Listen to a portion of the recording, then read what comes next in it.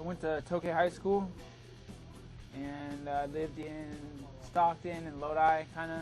It's like in between there. When I got into high school, I wanted to wrestle, but I had a hard time making it to school all the time. I got into a lot of confrontation in my high school.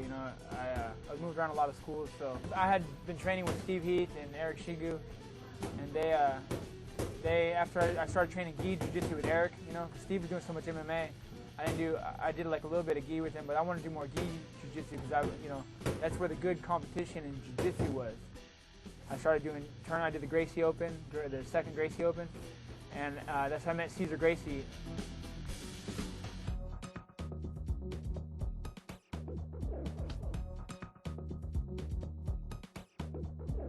Well, it's a pretty intense environment here, coming here. We all care about each other, and nobody's trying to really hurt each other, but we're trying to get the job done here, So you get a lot of this nervous energy that you're talking about in the fight.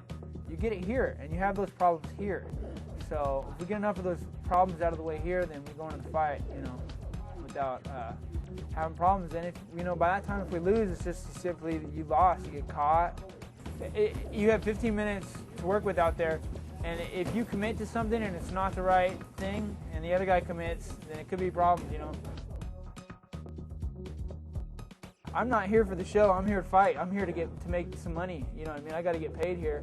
I got to get paid, take care of my brother, take care of my family, take care of whoever else. Take care of business. You know what I mean? So these other guys, these guys get their fucking eyebrows plucked before they go out. They're making sure that they're and that's an important aspect of this sport. I've come to learn. I've come to find out. A lot of these guys, they make sure that they're making a show out of themselves.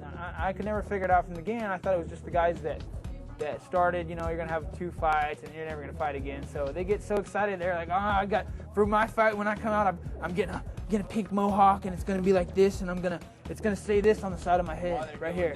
It's going to say death on my mouthpiece. It's going to say death on my mouthpiece.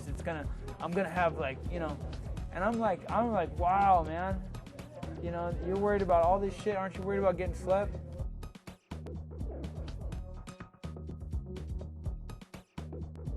See, a lot of these guys, they don't show up around here in our gym, we don't really do painted toenails on the mat here at our gym. Not without getting shit talked on. You come in here with fucking toes painted and shit, you're gonna get bagged on. So, it's like, you can't, belly button rings and fucking, and funny colored hair and mohawks. I don't do that shit here, man, But these guys come out and they act however they want, they can be gay and paint their hair and act, and I go out there with a bad attitude, pissed off because they're smiling at me. I'm like, this is my life, this is my job, this is how I have to, bring home the bread or whatever. And they're laughing about it's funny, so I'm like, hey, fuck you. If you put us both in a jungle and to see, which one's gonna come out, you bet your ass I'm fucking coming out. If I could fight harder, then I can live stronger, and I can, just pretty much be more positive about things and be happier about what I do and just have a better, just overall life.